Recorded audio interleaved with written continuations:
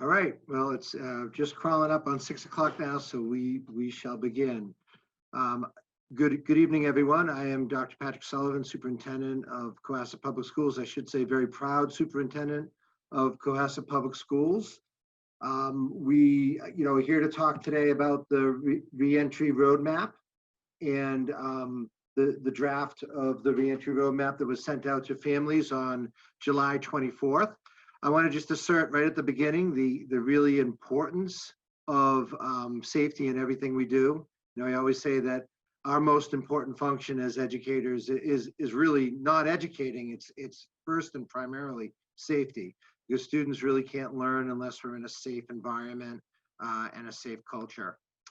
And I also want to just talk a little bit about the purpose of the meeting. The purpose of the meeting today is to gain input from families regarding our draft so that we can move forward and that we can create a more finalized draft that we put out to you. And I'll talk a little bit about timeline in a second.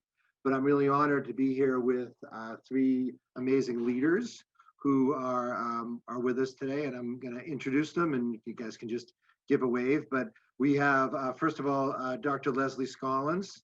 I think Tara is on our screen, but maybe she should not be. Tara, if you're a panelist, so you shouldn't be on this per se. I think she's confused about it. Assistant principal Noyes is here, but you shouldn't be on there. There you go. All right, that's fine. Hey, this is live television. This is what happens, right? Playing without a net. But I'm here with three amazing leaders. First of all, I have Dr. Leslie Scollins, who is our assistant superintendent. I have Barbara Sawanka. Barbara is our new Director of Student Services. So happy to have you here with us, Barbara. Barbara's already done some great work in the short time she's been here. It is unfortunate that I'm introducing Barbara to folks in the Zoom forum, not the most personal way to do it. And of course, you all know Principal Brian Scott, who is going into the end of his first year, and I'm sure for him it seems like about 6 years, because I can understand it myself, but he's done a phenomenal job leading his school community. And I do want to talk a little bit about the timeline for all of this. First of all, as you know, we have forums today. Tonight, we had a forum yesterday that was very well attended, also attended pretty fully on Facebook. We will have a forum on this week, and then on Monday with our Osgood parents. August 5th school committee meeting will be an opportunity for us to have the plan as we have it at that point voted on by our school committee pending CTA approval. I think that's important that it's noted that we're still in negotiations with our Cohasset Teachers Association. August 10th, it is our plan at this point to be able to issue a finalized draft both to the state, that's when we're supposed to have it in, and to families.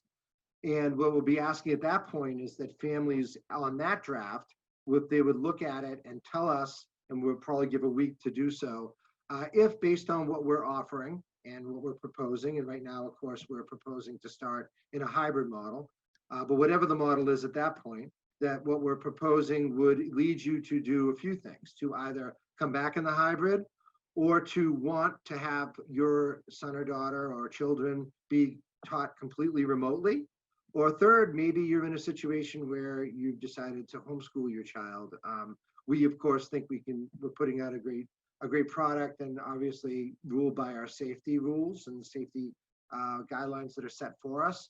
But if indeed that's your decision, we would respect that. We would like that information by the 17th, because we really want to be able to set our plan accordingly as we move forward.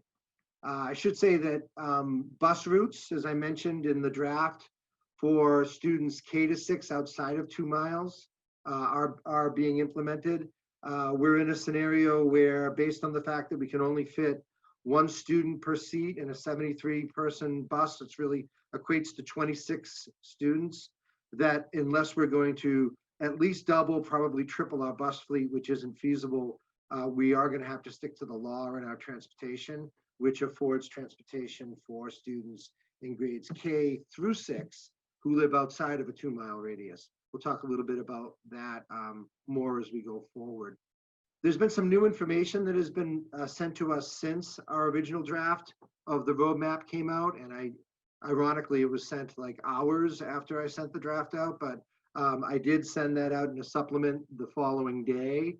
Included in that is some fall remote learning guidance, and then guidance for courses requiring further safety considerations, and that is our courses such as phys ed, music, both band and chorus, visual arts, theater, and that will be incorporated in the next draft you see as well.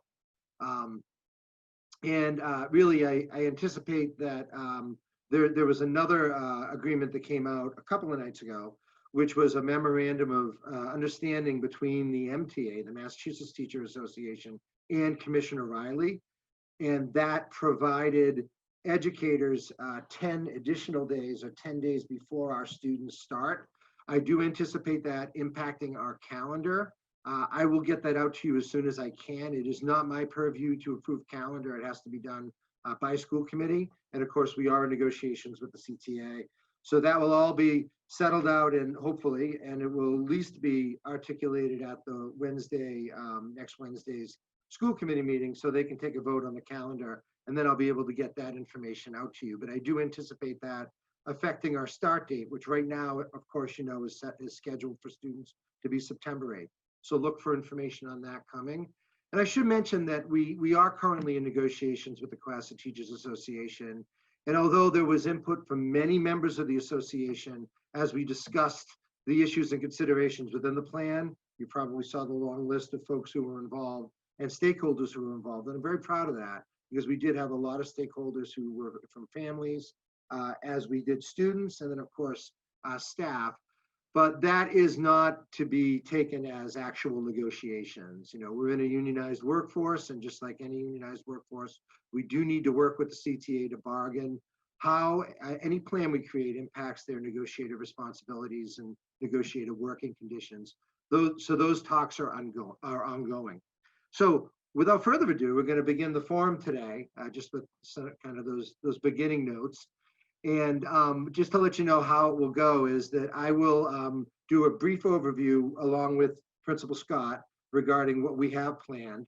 I won't go into absolute depth in everything that's in the plan. Obviously, it's a pretty comprehensive draft. So a lot of the questions you have are probably answered in that, but I will attempt to answer questions after we present. We will have kind of a running list of questions. And I will answer them as we go. We'll do our best to get to as many as we possibly can. I realize we won't exhaust all of the questions. This is going to be streaming live. It's streaming live now on Zoom. It's streaming live on Facebook.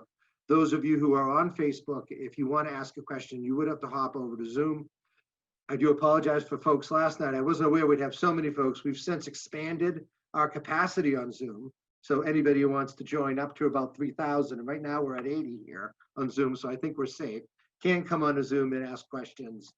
And all I'd ask is that you write your question below on your screen where it says Q&A, that you write your question, and then we'll get to that and answer it. So without further ado, I'm going to start with just a brief presentation. This is a Prezi presentation. Dr. Scollins, can you see that okay? Okay, so just making sure that you can see my screen. Yes, I can see it, thank you. Super, because I lost your faces on the screen when I go to it. This Prezi was created by our very talented middle school principal, who's probably in the audience, John Mills. So thank you, John, working with me. Just to start off, as I mentioned, we did put the draft out on the 24th, and our rationale for why right at this point we're suggesting a hybrid is because we did comprehensive what the commissioner was calling pressure tests. And the pressure tests asked us to look at all configurations within our school buildings at 3-foot distance between students, which is the minimum that it's being recommended by or required by the commissioner and his team, and at a 6-foot distance, which is really the ideal guidance, wearing masks that you're trying to set students apart from one another. But 3 feet is what we're going at minimally. 6 feet is what we're ideally trying to do. And we determined, excuse me, that we just couldn't do it with the numbers that we would be bringing back in a full force model. There was just no way we could safely fit the students in the rooms. We were unable to fit it at the elementary, and at the middle and the high school, which is of course what this forum's about, where the rooms are a bit more undersized than our elementary rooms, some of them, and they're not of uniform size either, that there were points where we could only fit 12 desks safely at a 6-foot distance, and we really weren't going to be able to safely fit for social distancing purposes the full crew in at a 3-foot distance. That was a major factor. Another factor was, of course, our buses. And although by law we don't have to transport anyone over 6th grade, even to transport our students at the elementary level that who would want to take a school bus and then going on, we would have to double and maybe triple our bus fleet, which is just not feasible to be able to do that. So we've chosen a couple of hybrid models, each of which has been designed for the individual learner. And the first is just, we're not reviewing this today, but just so you know, we determined that our elementary hybrid model would be a 2-cohort model. So there was an A cohort and a B cohort. Cohort A would be going to school on Monday and Tuesday in person, and then would have remote learning Wednesday, Thursday, and Friday. And our cohort B would go Thursday and Friday, and then would flip it and have their remote learning. And we have a good developing sort of back and forth between synchronous and asynchronous remote learning help in that model. But the big, between specialists and of course core teachers. But a big concern there was we didn't want the distance and the gap, thinking of a whole week where a student of a really young age who was developing basic skills was separate from their teacher. So we thought it was important to at least have them have contact every week. Whereas at the secondary level, both the middle school and the high school, we felt that it would be more appropriate and tied into the independent nature of the middle school, or in this case, high school student, to afford them a model that was set on a remote model. So we would plan for one big remote unit or lesson, but that we would have times where we were meeting in person, where we would focus on the work that can best be done in person. And then we would have a continuance of that independent learning cycle where they would have the week where they were doing remote. We felt very confident that that could be provided best at the middle and the high school level. I should say all the school plans include regulations around masks that are set for us by the state. These are not suggestions, these are absolute requirements. Masks are required for all students in grades 2 through 12. They're recommended for K through 1, but they're not required. And masks are required, not face shields. Face shields, there are some, the Department of Public Health says they can be a mitigating factor and can help students who have medical reasons for, and there's a few other reasons for having to wear a face shield, but they're not prescribed as actual the requirement. It is face masks. And of course, our staff will be wearing masks. And our staff who works more intensely with students, one-on-one for longer durations, will have further what's called personal protective equipment or school safety supplies, which will involve materials such as gowns and face shields that would be able to help them attenuate if they're closer than 3 feet to the safety protocols. All cleaning protocols are sanctioned by the Center for Disease Control, the CDC. They'll be followed. We'll have routines set and tracked daily for both touch point cleaning and deep cleaning at all of our buildings, including the high school. And then I did mention this, but we are going to be asking for you soon to tell us what plan is going to work best for you, whether it would be the need for a full remote or this hybrid plan. And I should say, you know, really, it's because of the great work of Cohasset and because the community is so connected and that our civic leaders were on top of this from an early point that our rates are rather low, and we're able to even provide this model for us, as I know a lot of our neighboring towns and towns around us are not in a position to do this because of health factors. So just moving back to our model at the high school, I'm going to turn it over to Principal Scott to kind of walk you through what we have planned right now in our hybrid at the high school. Principal All Scott. right. Thank you, Dr. Sullivan. So as folks know, the state has asked us to provide, 3 models and asked us to be able to toggle between all 3 with minimal disruption. And in my mind, that's not really 3 models. That's 1 model that can do all 3 things with minimal disruption. And the most important things for us in building that were simplicity, accessibility, and flexibility. So what we're proposing is a 1 week in-person, 1 week remote hybrid model, and dividing students roughly in half to accommodate the 3-foot spacing requirements. So let's start with simplicity.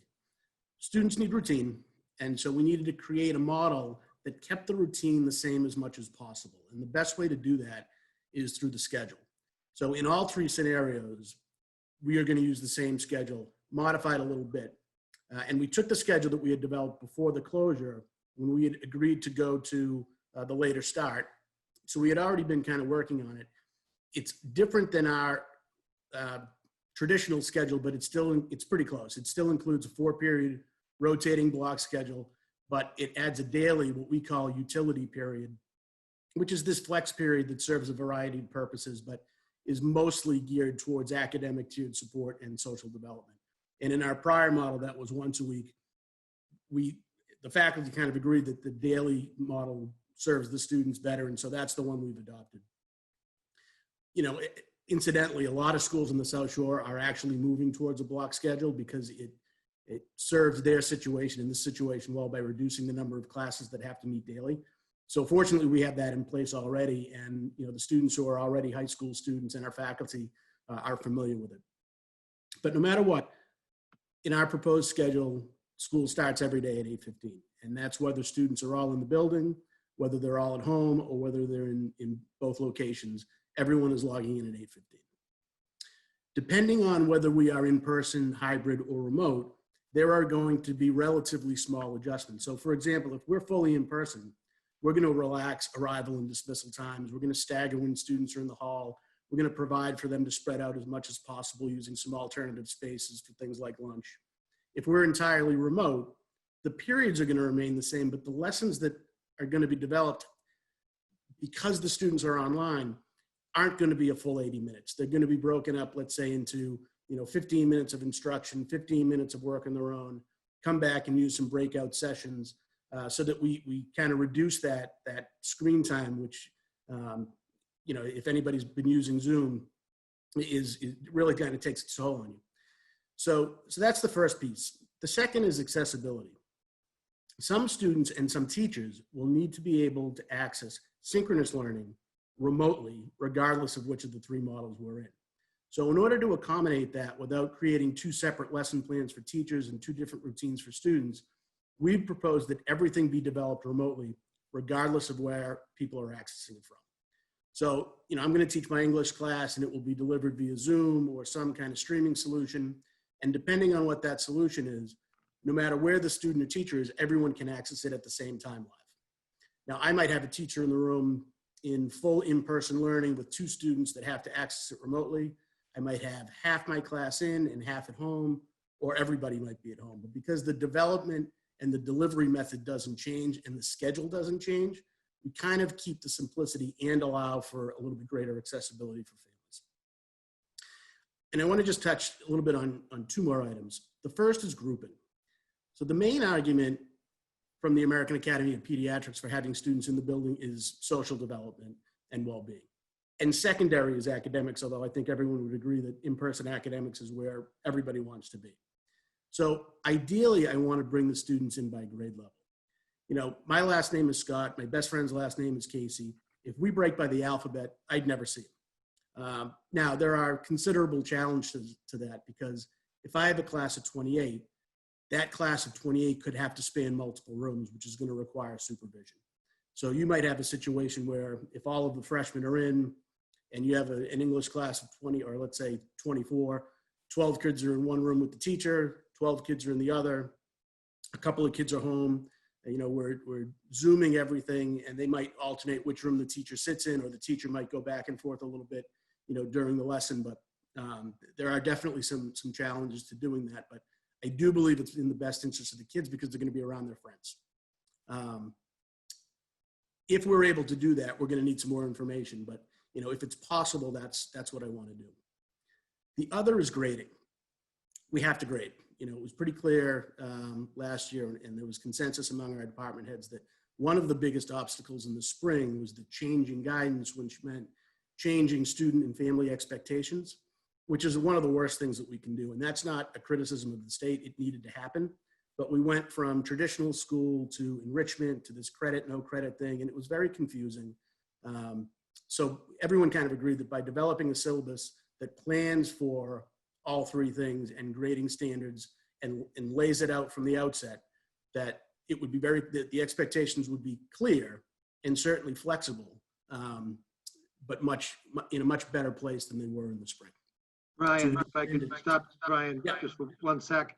Sure. One good analogy I heard about that I use quite often is, it came from Peter DeWitt, and he's an educational leader. The idea is that what we were in the spring was pandemic learning, which was really in crisis mode, trying to plan for multiple varieties of home situations without any preparation. And now we're really moving towards what I would say is properly termed remote learning. So I think that's a really good way to look at it, because now we do have time to plan a much more robust and connective model. So sorry about that. Go ahead, Brian. No, I mean, that's basically most of it. I wanted to kind of keep it brief and keep it as an overview. There's a lot of details that we're going to need to actually see how to operationalize this. Right now it's theoretical, and it's not ideal, and nothing we're going to do is ideal. But I do think that if we do it this way, we can create an environment that's consistent for families, that allows families for different circumstances, different options, and that allows us to go kind of from one model to the other relatively seamlessly, because, even though everybody hopes that, there's a vaccine soon and everybody gets along with, the way their lives used to be, we got to plan for the opposite. So we have to plan for, a potential outbreak, a cluster, and then what are we going to do? And I think this allows at least enough consistency that it won't be as disruptive as what we underwent in the spring. Thank you, Brian. And obviously we'll take questions on all of that in just a moment. I want to bring people's attention to our safety protocols. Now, in the interest of time, I'm not going to dive into all of these. I talked a little bit about masks, but you can see in the guide, we have safety protocols for everything that's on the board here, plus some. And we're taking cues from CDC, taking cues from the state, the Department of Education, of course, and we're taking all these protocols and operationalizing them within our school buildings. I just want you to be aware of all of those safety protocols, and that all of these are mentioned in the plan. The first 6 weeks, as I mentioned, the timeline may change for the first 6 weeks when we actually start school. More come on that, but our goals will not change. So our goals for the first 6 weeks are really to get everybody back in a way that enables the best learning to happen that's possible. And it has to take in mind that we all of our students, no matter what age they are, have experienced a little bit of trauma to a great deal of trauma from being out that long and not being back. Some students will, just like in anything else, will come in more easily. Other students will really have hesitation coming into school because of the time that they've had away from school. And one of the main reasons we're driving to have them back to school is because we recognize that the damage being away from school can have on students. I have 4 kids of my own, and I can see the effect on them. And I know that I'm sure I'm not alone when I say that in the crowd watching now. But we're going to establish safety and security in the first 6 weeks. We're going to be in a different situation. We're going to have students wearing masks. We're going to have staff wearing masks. We're going to have all kinds of new protocols. We have to go over those protocols, and we have to link those protocols with the protocols we had before the pandemic to make sure that everything is seamless.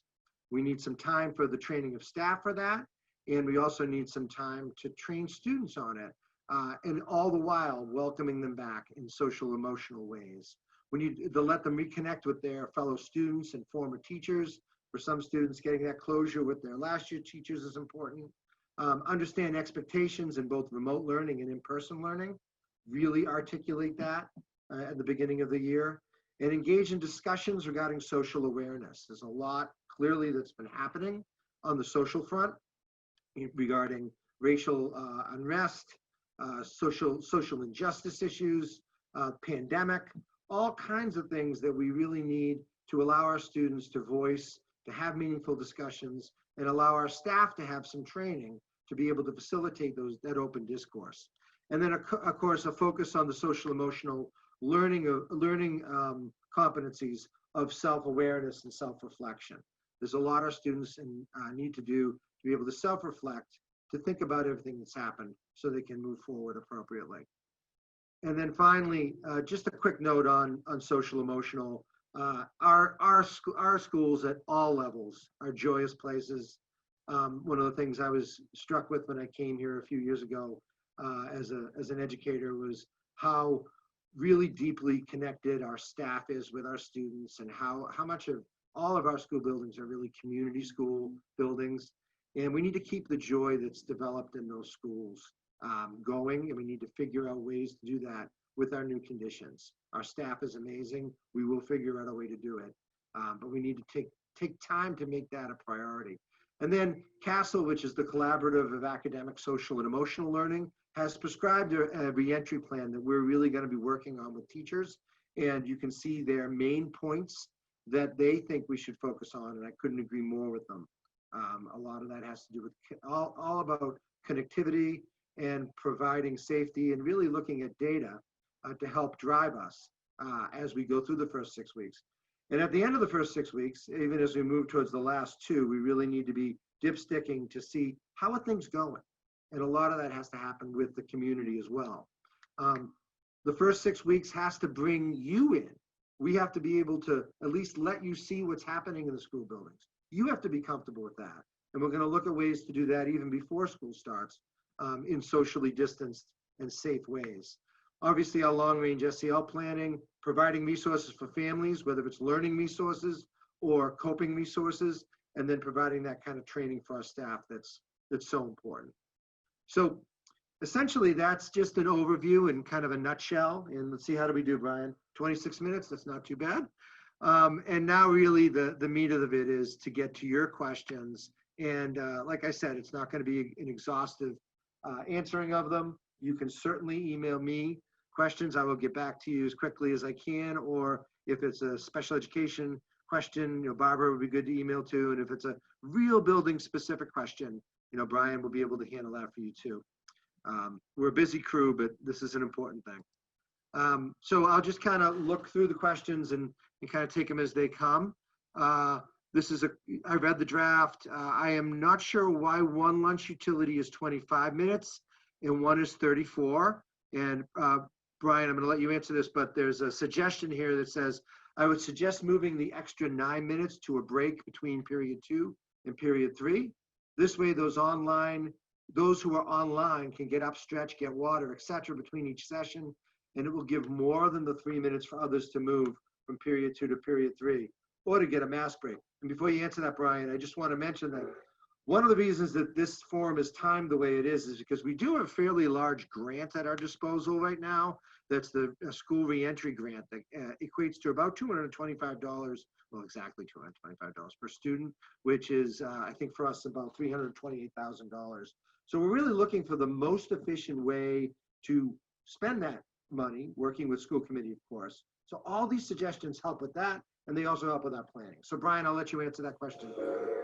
So the schedule is rigid to a point, right? So everybody logs on at 8:15. If people log on at 8:17, no one's get chastised for being late to class.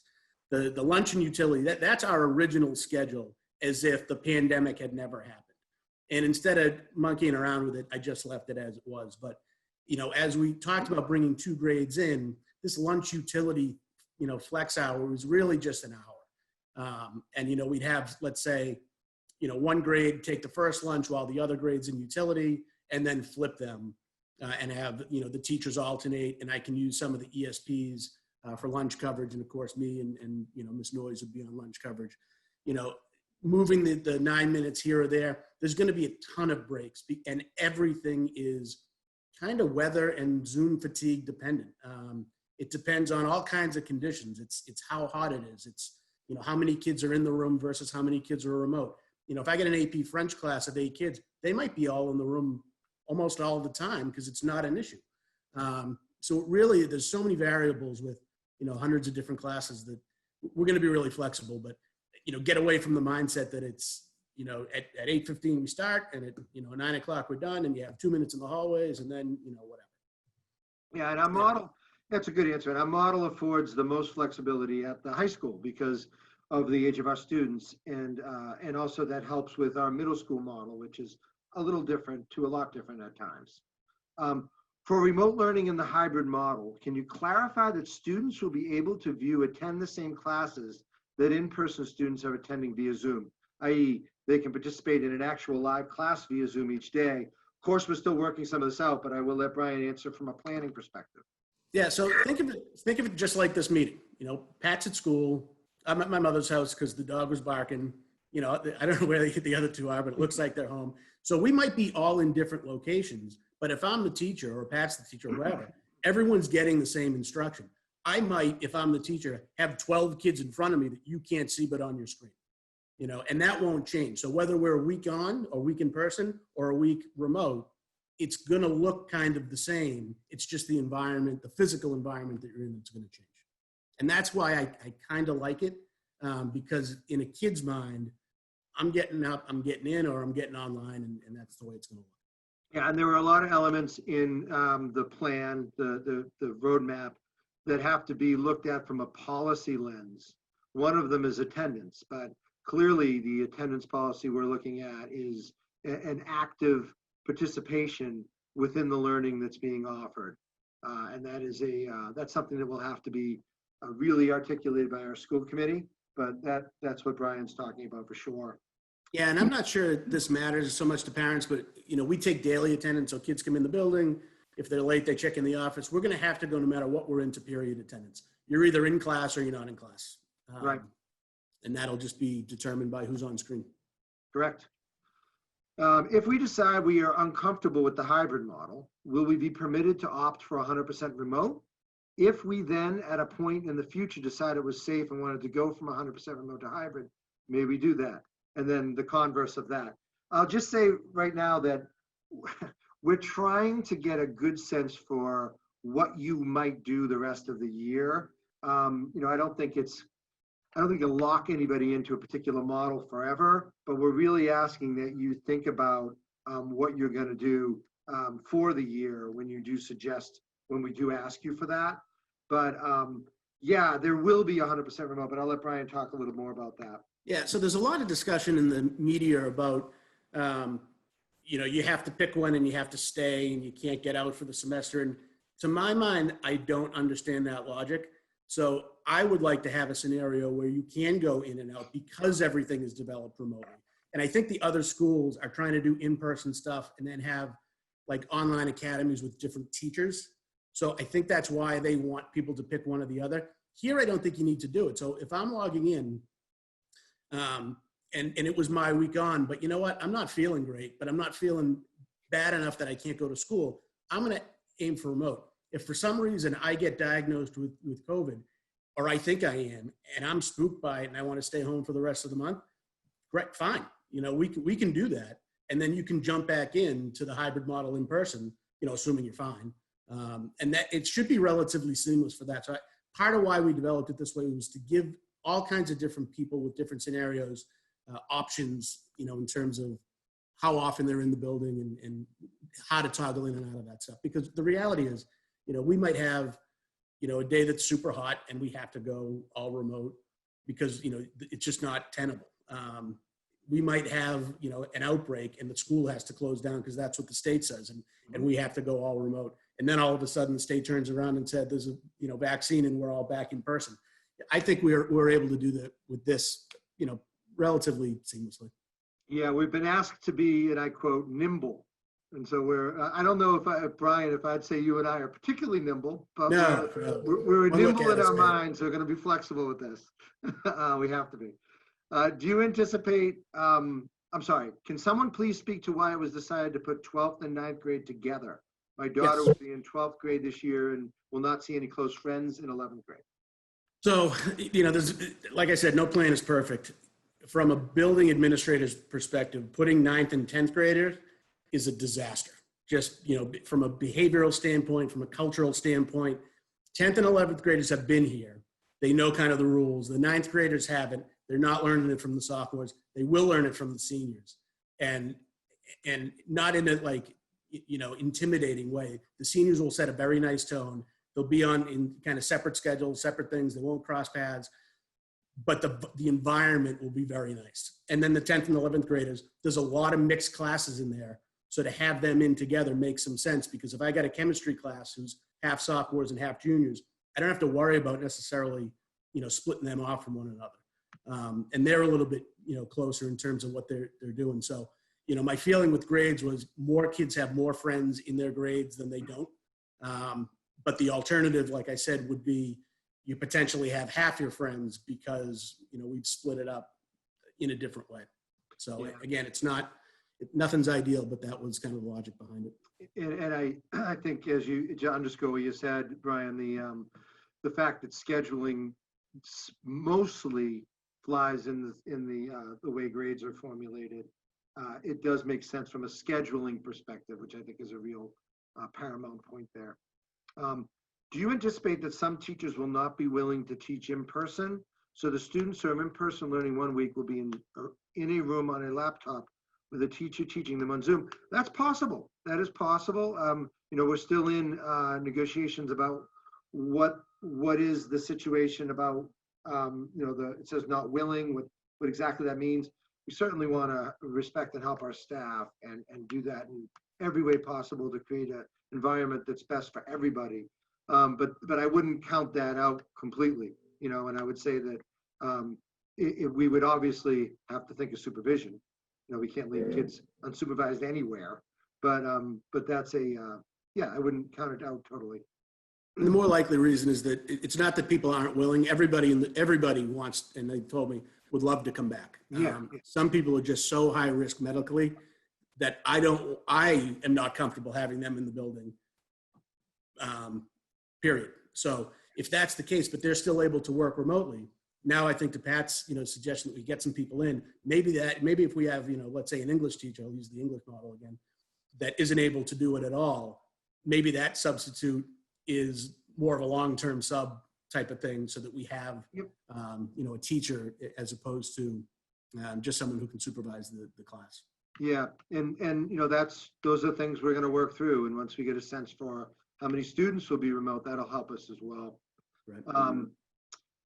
Principal Scott referenced identifying or developing some streaming solution for remote learning. What does that mean? Does he mean to deliver the remote learning? Does that mean does it mean to deliver the remote learning has not been finalized yet? If so, when will that get finalized, and how, and cost? So I guess the question mainly is around solutions for streaming, and we are looking at them. Yeah, there's a lot of talk about what technological tools we need, and Zoom is fine, that'll work. Is it ideal? I don't know, and what is the cost going to be? How quickly can we implement it? How much training do the teachers need? What the timing of this whole thing is, all are going to determine whether or not we go in a different direction. So, I guess that my point is we're looking at a bunch of different options, and if there's a better way to do it, then we're going to do it. But it's really, everything is so, conditional on 50 other things that I couldn't answer specifically what exactly, we were going to, we don't have it down to like, oh, we'll look at these 3 things. We're not even close to that yet. We are looking at streaming solutions, though. Our CIO for the town has had some contact with some companies that could possibly facilitate streaming better than what we're doing through Zoom. So it is in our minds, and also potentially in our finances. I have a senior and a 7th and 8th grader. I know the middle school is splitting alphabetically and will be keeping siblings together. Will there be a plan to keep middle school and high school siblings in the same schedule? I don't think you could practically do it. And that's a major drawback from doing it by grade level. So, if that was enough of a concern for parents, like that's stuff that we want to hear, because I would shift and accommodate people in that regard and go alphabetical. Yeah, that is, again, the word draft, we meant that. Like, we put what we think is best for kids. And I want you to know that. Like, we did have a lot of thought behind it, but this is one of those areas that, we're listening, I do think there is some real rationale behind the grade level model, as I think you heard.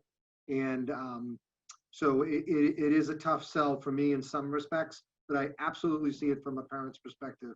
And this would probably be a good time for me to just make sure everyone knows that none of these are the best solution. You know, I think we've proven that the best solution is for us to be face to face with the kids, and then maybe to incorporate some of this as a learning supplement. So no one loves any of this, and I just had to say that because we don't. When will we find out what weeks our children will be doing in the in-person learning and when they'll be home? So that's nothing's, yeah.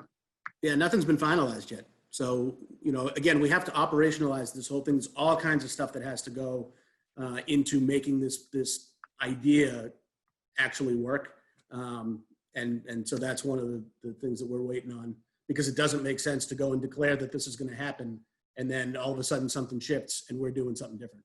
You know, we're trying to get information out as fast as we can to families. You know, I have a daughter. I haven't heard from my town yet. You know, I get it. You know, we want people to be able to plan, but, you know, until we finalize that this is actually where we're going, we can't actually do that yet. Yeah, and my goal, it's going to be later than typical, of course, but, you know, it would be before the end of August to get that out. So people at least knew that. And honestly, as soon as I can possibly get that out to you in terms of our planning, and I did explain the timeline of our planning, I will do. You know, we will do that. And I know that's a tough one. I'm going through that as a parent myself. On the remote work week for the grade, will the teacher be in the classroom providing live streaming still, workshop model still? Concerned to be having one full week away from the teacher and no direct instruction. Yeah, no, that goes back, I think, to the first or second question, that it's going to look like this, whether you're in the building or not. The teacher will be logging in. It's not like the teacher's in one week and then the teacher's off the next week, you know. Has there been any thought given to no need for snow days if we are on a hybrid teaching method? Oh yeah, we've thought about that a lot. Have I got official word that we can do that? No, I have not. But doesn't it make sense? It makes sense to me. So a remote day. Well, and Brian did mention that, you know, we're going to be very conscious of things like heat index, because kids are wearing masks, and if we are in a situation where there's a heat index mentioned in the actual draft, and that's what I'll be following. And if it reaches a level that is untenable for our students or is anticipated to be untenable, we will call a remote day because of safety reasons. When will high school schedules be released so our students know what classes they are taking, especially for summer work? Yeah, I mean, we're still working on them. It's been brutal, and all I can say is the guidance department is working. You know, I'm on email with them at 10 o'clock at night, you know, going through different scenarios and, you know, solving different problems. You know, in terms of summer work, there really is only summer work for AP classes. So those teachers are aware that you know, if they haven't reached out and Ross is finalized, we're not going to have summer work. We're not certainly going to jam, you know, however many 2 weeks or 6 weeks worth into, you know, 1 week before school. That won't happen. And the reality is, because of where, let's say, like a pre-calculus class left off, what they would have done as a review of that pre-calc over the summer, they have to teach in the fall. So I wouldn't worry about, you know, the summer work. Frankly, the kids could still use a break, and I'm okay with that. But schedules will be out as soon as we get them. You know, again, we just need to, you know, button some stuff up. And that's all in conjunction with the plan. I would say, you know, obviously we're talking a lot about social, emotional things and safety because this is where we are. But we are certainly attuned to the fact that if there was any slide at all, we need to assess that and need to pick up where we are. Our teachers are working on that before school ended. You know, as you might remember, we had a couple of professional development days. A lot of time was spent figuring out from a curricular standpoint where we might be short. And part of the 6 weeks is also determining where our students are, so we can make sure we're ready to be flexible on that. How does lunch work? Will we be able to take breaks outside during designated times with friends? What does grading look like? Oh, there's two major questions in one. Yeah, lunch is easier. So, you know, we took a tour of the cafeteria, and you have those long tables. You can get like 2 kids at a table, right? So we got to get rid of the tables. We'll put in, maybe student desks is one suggestion that might make that work. But really, we want to kind of expand the space. We have courtyards, we have a backfield, we have the senior lobby when the seniors aren't in. We have the lower lobby to a certain extent. So we want to kind of expand the campus and get kids outside as much as we can. We're not going to have kids like get downtown and come back an hour later. So it's not, open campus as maybe traditionally understood, but it's going to be an expanded campus for sure, provided that we can supervise it appropriately. Yeah, and we're going to be careful about cleaning protocols too. I want to make that clear. Like, high school is the only school that we're really allowing this type of flexibility with lunch. The other schools will be more, and that's another reason. Obviously, we share a cafeteria, so it does make sense for the high school to be more flexible. But we're going to be really mindful of where folks eat. And remember, there are really set ways for people to be able to eat, because they have to be 6 feet apart. They have to take off their mask. They have to be facing one direction. And as I was talking about the physical setup in one of the meetings, a high school student really did a great job in reminding me, Dr. Sullivan, when we get together at lunch, we do it for social reasons too. We want to be, so we're going to make sure that we create some way of them socializing without breaking those rules. And that'll be some of our work before school starts for sure. And those rules might be different. They probably will be different for 9th graders than they would for 12th graders. For sure. For sure. Except we are going to have to, for everyone, we're going to have to think about the CDC guidelines, but. Oh yeah. I just meant right. like where you can go. Oh yeah, no question. And the cleaning protocols will be followed very stringently no matter where we are. And that will also impact allergies and that we're going to do a lot of training on that if we have that at the high school. How will you support those teachers and therefore students in their classes that are not comfortable with delivering online education? Dr. Scollins, you want to talk about that a little bit? Just get on mute. Sorry, thank you. Couldn't find it. I was looking at the questions. So we are providing professional development for teachers. Obviously, everyone has a different comfort level when it comes to technology and teaching remotely. It's new for so many. So we have several professional development opportunities that we will have for teachers where they're going to get an overview of what remote learning looks like. Also some additional Google training for Google Classroom, as well as how to design curriculum and how to design lessons so that they're engaging for students within in a remote world. So we'll do those in the beginning of the year, and then we will continue to do those throughout the year. Yep, and that's where we're committed to that. And as I said on that slide, that's a big part of our professional development pledge to them. A question about CPS looking into tutoring to support kids outside of school. We are, so we realize, and I can attest to this. I mean, as a parent and having some great teachers, I live in a neighboring town. It still was a big responsibility on me and on my wife, and to try to have our students kind of connected. My kids are younger than the high school level, but we are looking at ways to help facilitate more synchronous learning. Obviously, Principal Scott's model attends to that more so than the other schools, but we are looking at that, and that could be part of what we put our funding towards.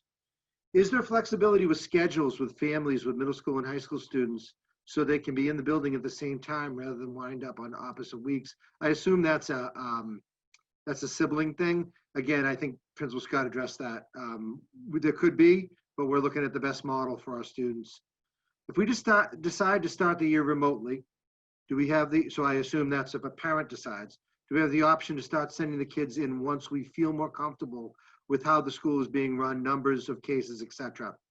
Yeah, you will, but I'm gonna really look at, we need to try to create a firm model. I know that that's out there, that a lot of districts are locking people into a model. I'm gonna ask that you make as firm decision as you can, thinking that this is how we may be for the rest of the year. But of course, as Principal Scott said, as things change, the state could come in and say, we all have to be remote. They could say, vaccine is here and we're gonna all go down and get it, and we're gonna be back quickly. I don't see that happening really fast, but yeah, we'll be as flexible as we can, but we really do want you to think about, for the purposes of us planning, what model is best for your son or daughter. And just to give you an example, that, everything we do, we try to do individually. And that's why I like the size of Cohasset, because you can kind of do that. So you might have someone who, has thrived remotely because some of our school anxious kids really did a nice job. And all of a sudden they say, well, geez, can I come in this week? Maybe, but let me look at what that does to the numbers of kids in the room. Because if you tip us over that, 12 kid capacity, I want to try to make that work, but I got to kind of look at how that's going to impact everything else. So, it's not just, there's just a lot of moving parts. So, but we do want to make it, the whole point is that we want to make it as flexible and fluid for people as the needs arise. Mm-hmm. Question about HVAC and ventilation. And yeah, we're looking into that. We're making sure that we articulate to everyone regarding our ratings and where we are with ventilation. And we are concerned with heat and making sure that we cool areas that, could have been passable before, but won't be in this coming time. A question about if a family decides to strictly do remote, can that change as we said that in the school year? This is good. When there's overlap, we know it's a big concern, and that's a good thing for us at this point. How does the 6 weeks of social emotional learning compare to pre-pandemic schedule? And to what extent does this 6 week period take the place of issues topics that would have been taught otherwise? Put another way, what, if any, impacts does this have on what they may not learn? I don't think it's one or the other. Yeah, I don't. So I think there's classes start, and then there's this ramp up to getting everybody on board. So just like you would envision, like, let's say a college orientation, you don't show up and go into class and things start and then you're just in it. You got to figure out, what the schedule looks like, who your roommates are, how to get to the cafeteria. We have all kinds of safety training that we're going to have to do with kids. We're going to have to almost kind of socialize them into being in this environment and showing them what it looks like. So it's not a soft start.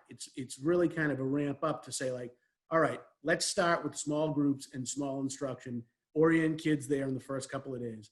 Then let's like layer that by being in touch with families, by doing a lot of social emotional work in addition to or complementary with the classes. That's right. Then we're in it, because then we're prepared, and it's just like, Major League Baseball doesn't just start games right now. They need a preseason. In this model, we need a preseason. Yeah, and keep in mind, one of the things I'm really proud of Principal Scott and his team is that they've improved and raised the level of student voice significantly over the past year. And that needs to continue. We really need to, and that's part of social emotional learning is social awareness, letting students be aware of what's around them and to be able to talk about it and to be able to have some voice in how the school is moving and running. And you can anticipate more of that coming your way. There's a little sub question that says, will you require students to have their camera on to be marked as attending present? Someone's forward thinking.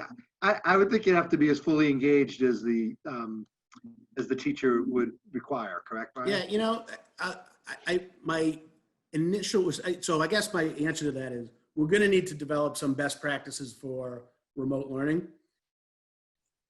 I could envision a scenario where the kid doesn't want his face on camera, but if that kid's physically present in the class and the teacher has eyes on that person, that I would allow that kid as a teacher, for me personally, and I'm not saying everybody would, to potentially shut your camera off. Because there are some kids who are just really anxious about seeing themselves on camera or having everybody feel like you're being looked at. So I'd be willing to, kind of negotiate what that looks like with different kids and different teachers, but we don't have a firm answer on it just yet. Nice. This is a question about drop-offs in the morning, and I believe this goes back to, I would say, obviously, taking you pre-pandemic, we had a change anyway. We had a change in our start times, and we did pledge that there'll be some before-school offerings for folks. And Dr. Scollins, do you want to comment on that at all? We are working with the Recreation Department, Director Ted Carroll, to provide, and this was happening before COVID, but we were going into collaboration with them to create a before and after school program for elementary, and also looking at that drop-off time in the morning for families, for students at the middle and high school. So we are still continuing to work with the recreation department to be able to provide that.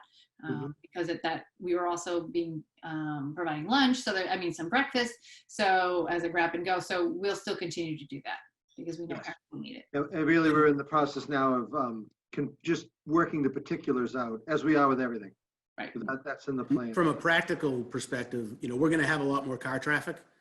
So, we have the main entrance where, the main entrance to the hill, and then the entrance towards the athletic fields.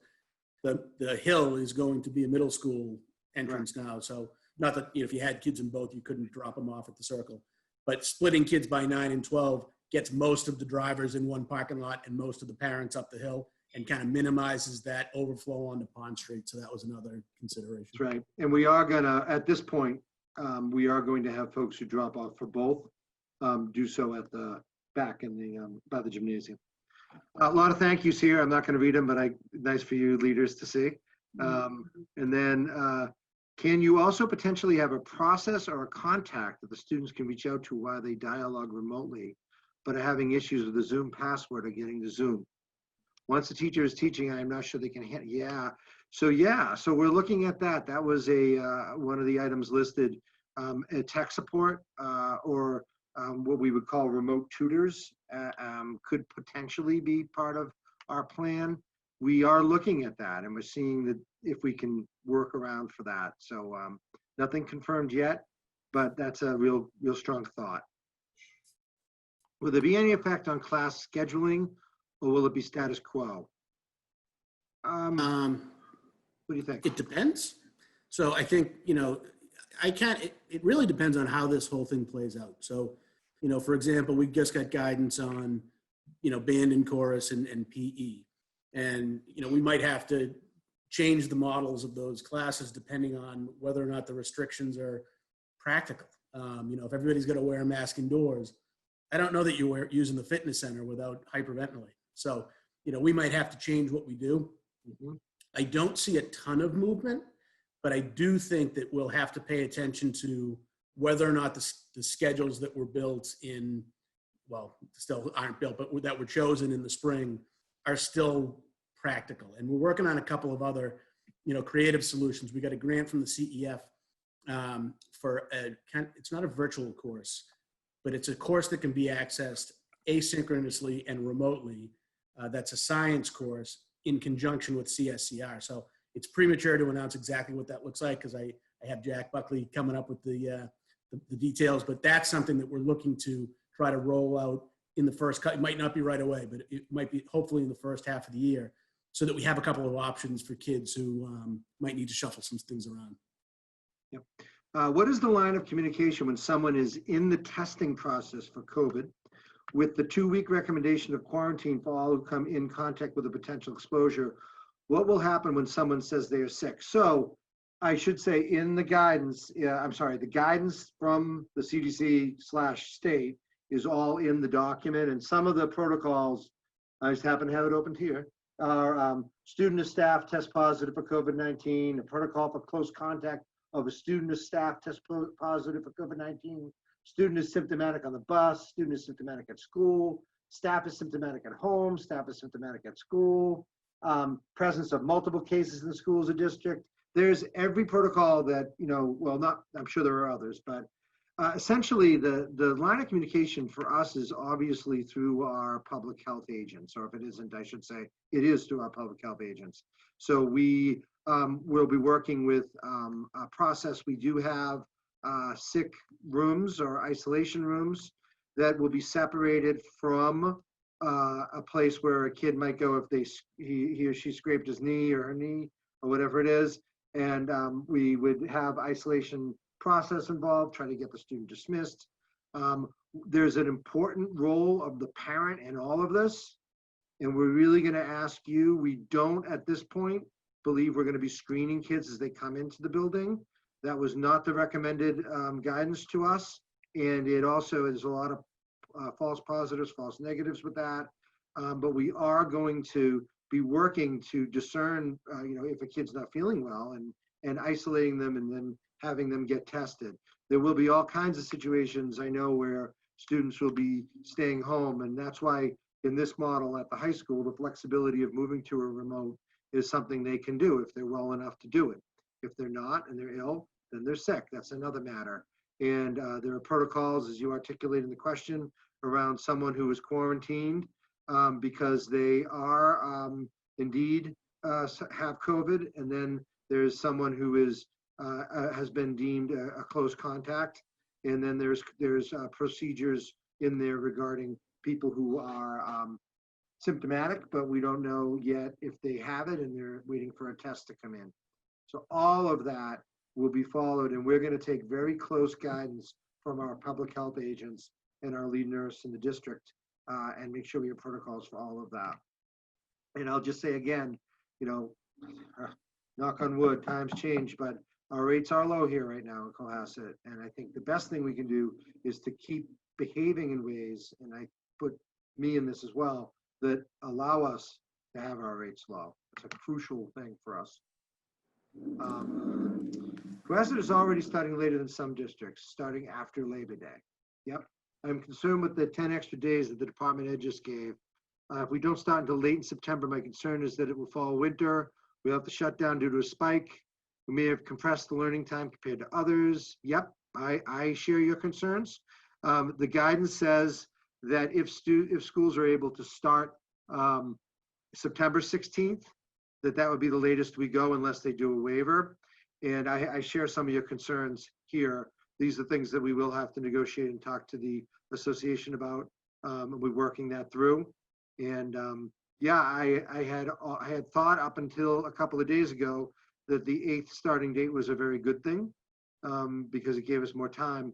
I'm not sure it will be a bad thing that we have to go a little later than that. I do anticipate we will, but I do agree with you, going too deeply into September could be problematic for us. Again, with everybody ahead, starting on the 16th, you know, in my mind, that's only 6 days where the kids would be in as opposed to 10. Those extra 4 days are being picked up before by the teachers. Well, I hope. Yep. And those are things that we'll have to negotiate and talk to them about, and if that's the process. So we are concerned going deeper than the 16th, however. How will the student drop off, traffic flow, logistics be changed? We talked about that, but no buses. Will students be allowed to enter the building earlier? We talked about that a little bit. We will have more supervision, I'm hoping, at the front of the building. Since you are teaching all remote and the kids in the building may even be learning remotely, what's the benefit of sending my student outside of seeing friends? Well, go ahead, Brian. I have an answer to it as well. Honestly, that's the chief argument for taking the risk of bringing everyone back in. You know, there are still a lot of businesses that aren't going, you know, fully in person for a long time. And so, you know, our hope is that kids' social emotional development and, you know, those relationships are better in person with peers than, you know, potentially at home. But that's certainly a family decision. And if people want to do that, you know, we can accommodate for that. Yeah, it is. And I would really argue that I think there's a huge benefit to, if we can safely, I don't think Brian's saying the opposite, but if we can have people in the building, having them in the building. You know, I know the effect that it can take on on a child being so detached from the normalized routines throughout the whole gamut of our education. And you know, nothing will ever substitute a person-to-person communication from one of our amazing teachers to our kids. So that's the big benefit. But we are trying to be, as Brian and I just mentioned, nimble. And so we're going to figure out ways to attend to every scenario that come our way. But I'm really hoping we get that. You know, if anybody, and you can judge this by your own experience, anybody who looks back to what they did in high school, I guarantee, well, my feeling is that no one really remembers the stuff. You know, we don't remember what the bio lessons were. We don't remember what our grades were, but we remember, you know, a bunch of friends. We remember, you know, great conversations with teachers. You know, we remember laughing and doing all that stuff. And, you know, I think that's what they need to get back to. Okay, so we're at 7:03. I'll go a little longer, just a few more minutes. But again, we could go for 4 hours, and we're not going to scoop them all up, but this has been helpful, and hopefully you're getting some answers to some of the questions that you have, and you can continue that by sending us if you need to. What will happen with team sports? We don't know yet. We have received some guidance that potentially preseason will be starting no earlier than September 14th for those sports that are deemed, I guess, for lack of a better word, safe to participate in the fall. But we're awaiting that guidance. It's not here, so I don't know how else to say that. It's just not here yet. For dual working parent families who work outside of the home, not having students in different schools in the same schedule, not having a bus option is a major hardship, especially since we both leave for work, school starts. Will district have any option to help us? At this point, I don't think so. I'll just be, nothing is sealed and delivered, but our buses are such a conundrum for us, even to try to fit the kids in elementary for the hybrid model is a push. So I think outside of the law that we have to follow, and that's the advice coming down from the commissioner, I'm not sure we're going to be able to afford much flexibility in that. Question about the schedule, a word in for the grading division, someone likes that. On the streaming solution option, we talked, on the streaming solution option, doesn't that have to be ready for the start of school? Whether we have in person or not, just want to make sure that whatever option is decided or being reviewed, there's enough time between now and September to roll that out. Otherwise, what happens then? Yep, any solution that we decide on, we'll be able to roll out fairly quickly. I don't think it's going to be intensely complex. How will power outages in the part of the town be addressed for remote? Well, that will be a problem. If we have a power outage, I think it would be just like we have for a a snow day or whatever it might be. We'd have to suspend assignments at that point. And then when we can communicate, we will. And we'll have to do the best we can with that. It will certainly be a problem if it happens, and we'll just have to problem solve it as we get to it. For parents who have middle school and high school kids, I understand you cannot move the high school grouping. However, if the 6th to 8th graders are cohorts, I think you should consider allowing the middle school student to switch. So right now we're looking at an alphabetical division by middle school. So that might not play into that. And you can tune in tomorrow night, talk about that. If you like, and Pittsville Mills will talk a little more about that.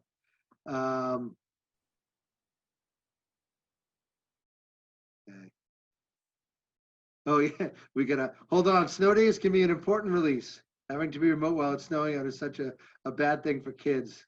Yeah. I understand. I like a snow day too, but we're just trying to keep the continuance of learning. That's sort of our goals always. We begrudgingly embrace snow days and we have to, but we want to educate. That's what we do. But I hear that. Thank you for compliments. Nice job. Yeah, I'll take a couple of more. Let's see, take 2 more questions. Regarding heat indexes in classrooms, are you exploring AC in the high school rooms? We're going to look at that. What's attainable and what isn't, and we're really going to look. We are looking into that. Yeah. And then there's a question about mask breaks.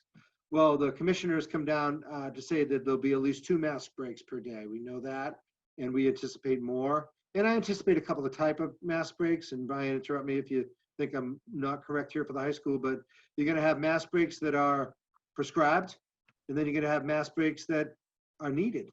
And we're going to have to figure out a way to allow our students to do both, because it's going to be tough at times for them. And yeah, the heat would certainly make that an impossibility in some contexts. So we're going to be very mindful of that. And if we can go outside, and that's a better scenario, it might be better, but if it's really hot, probably not. So we're going to have to really think that through. That's a new one for all of us. Okay, so I see a lot of repetition on some of them. Okay, this is an important one. 2 very diverse questions. Number 1, what is the plan to make sure students with an IEP are properly supported? Barbara, you finally have a question that you can answer there. What is the plan to make sure students with an IEP are properly supported? And of course, Brian, you can add on to. So absolutely, again, kind of reiterating what was said before, this spring, we kind of all did the best we could in pandemic learning.